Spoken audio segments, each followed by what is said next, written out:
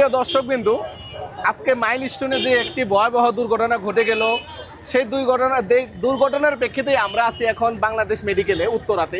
তো আমরা সর্বশেষ খবর নিয়ে আসছি যে এই জায়গায় কতজন আহত ব্যক্তি ভর্তি আছে তার একটি তথ্য আমরা ভিতর থেকে নিয়ে আসছি যে মাত্র 5 জন মাত্র ভর্তি আছে, আর বাকিগুলা সাধারণ ট্রিটমেন্ট দিয়ে তাদেরকে Dhaka burn unit, Kurmitola, Dhaka medical যে যেখানে পারে নিয়ে গেছে। তো আমাদের যে ঢাকা উত্তরা মেডিকেলে এরকম ইমার্জেন্সি কোনো রোগী এখন পর্যন্ত নাই। তা বাকি রোগীগুলা সব হচ্ছে ঢাকা বার্ন ইউনিটে বেশি নিয়ে যাওয়া হয়েছে। এই হলো বাংলাদেশ মেডিকেলের সর্বশেষ আপডেট। বাকি তথ্য আমরা যখনই পাবো তখন আমরা আপনাদেরকে দিয়ে দিব। এই হলো বাংলাদেশ মেডিকেলের আত্মীয় স্বজন যারা কিনা যাদের স্বজনহারা যাদেরকে পাচ্ছে না, তারা বিভিন্ন হসপিটালে গিয়ে সবাইকে খুঁজছে। অনেককেই পাচ্ছে না, বা অনেকে শনাক্ত করা সম্ভব হয়নি, ঝলসে গেছে চেহারা। তো শনাক্তর চেষ্টা চলতেছে।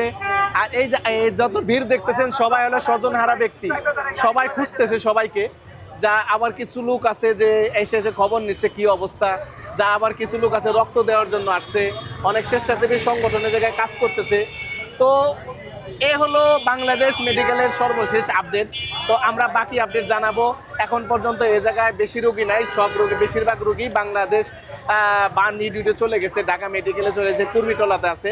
আমরা বাকি আপডেটগুলো আমরা কুর্মিটলা বা বার্ন ইউনিটে গেলে আপনাদেরকে জানাবো। তো ভালো থাকবেন, আর ভিডিওটি শেয়ার করে দিয়ে অবশ্যই আপডেট পেতে ভিডিওটি শেয়ার করে দিলেই হয়তো পরবর্তী ভিডিও ছাড়ার সাথে সাথে আপনাদের মাঝে চলে যাবে।